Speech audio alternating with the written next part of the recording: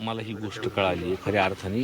मला वाटतं एक कुटुंब प्रमुख म्हणून साहेबच ह्याच्यावरती उचित खऱ्या अर्थाने तटकरे असतील किंवा प्रफुल्ल पटेल असतील या मुंबईमध्ये मीटिंग चालू होत्या, परंतु एकंदरीत पवार साहेबांना देखील ह्याची माहिती नव्हती. खऱ्या अर्थाने तो निर्णय वरिष्ठ पातळीवर झाला समजते, परंतु पवार साहेबांना याची माहिती देणं गरजेचं होतं का? कसं पाहता एक राष्ट्रवादीतले आपण एक आमदार नाही, ह्याच्यामध्ये काय आता काय चर्चा झाली नाही झाली, आज आम्ही बोलत असताना ह्या गोष्टीवरती मी काही साहेबांशी चर्चा झाली नाही. त्यांना फक्त गाठभेट करण्यासाठी आलो होतो. पण तुम्हीच मला असं वाटतं त्यांना एकदा विचारू. आमदार साहेब, तुमची काय आज बैठक आहे का या ठिकाणी? आज जर साहेब इथे आहेत तर तुमची काही बैठक? नाही, आज बैठक इथे काहीच नव्हती. आमचं जे जवळचे लोक आहेत सगळ्यांचं ठरलं होतं की आपण 2-4 दिवस इथे थांबायचं. काल मी 1 दिवस फक्त बीडला जाऊन आलो. कोण का दादांच्या एक शोकसभा मी आमच्या कार्यकर्त्यांनी राष्ट्रवादी भवनमध्ये आयोजित केली होती, मग ती करून मी परत आलो.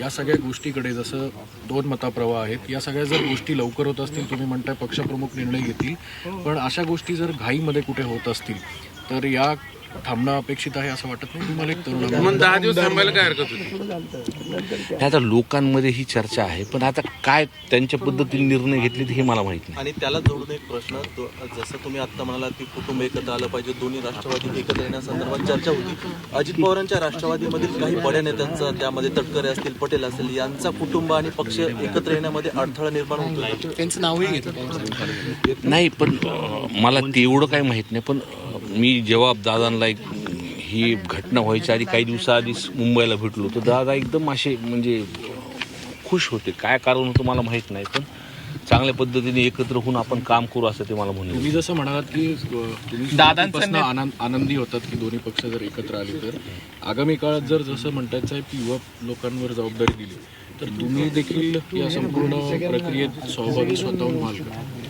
नाही, हे बघा, मी तर पहिल्या दिवशीपासून काही आम्ही जे लोक आहेत म्हणजे पक्ष स्प्लिट झाल्यानंतर पहिल्या दिवशीपासून आमची भूमिका आहे की ती एकत्र व्हावं. तर प्रत्येक वेळेस मी मीडियासमोर हे स्टेटमेंट. पण मुद्दा असा आहे, सगळ्या याच्यामुळे आता खेळ बसली असं दिसतं. म्हणजे साहेबच म्हणले, आता मलाच माहित नाही पुढे काय होणार. दादांची इच्छा होती, आमची आजही ती इच्छा आहे की दोन्ही एकत्र व्हावं, पण आता समोर हा निर्णय घेतला गेला आम्हाला माहित सुद्धा नाही म्हणे. एवढी काय नाराजी स्पष्ट केली साहेबांनी थोडक्यात. मी तेच म्हणलं, जाणून बुजून हा दोन्ही राष्ट्रवादी पक्ष येऊ नये अशी देखील काही जणांचा. बघा, मला तर आजच कळालं आहे या विषयावर. आणि पवार साहेब जर ह्या संदर्भात बोलले असले असतील, मिठाचा खडा कोणी टाकलाय?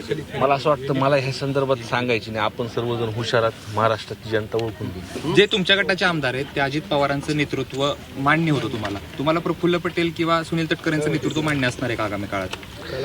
असा विषय नाही. आता तिथं प्रमुख जे कुटुंब प्रमुख, आता तिथं समजा सुनेत्राताई, काय वाटतं?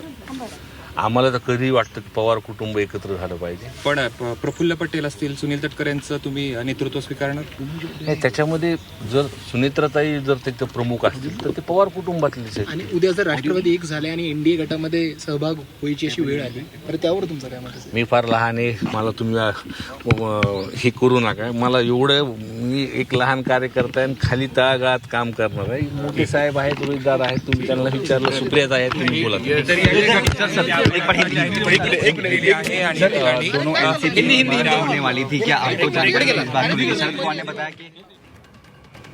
तर संदीप क्षीरसागर यांनी प्रतिक्रिया दिलेली आहे. पवार कुटुंब एकत्र आलं तर चालेल आणि ती आम्हाला सगळ्यांची आमची इच्छा आहे असंही त्यांनी म्हटलेलं होतं. मात्र आता जो निर्णय घेतलेला आहे त्या संदर्भात मला काहीही माहिती नाही असंही त्यांनी म्हटलेलं आहे. दरम्यान आज गोविंद बागेमध्ये बैठक आयोजित करण्यात आलेली आहे आणि या बैठकीमध्ये काय चर्चा होणार हे पाहणं महत्त्वाचं ठरणार आहे.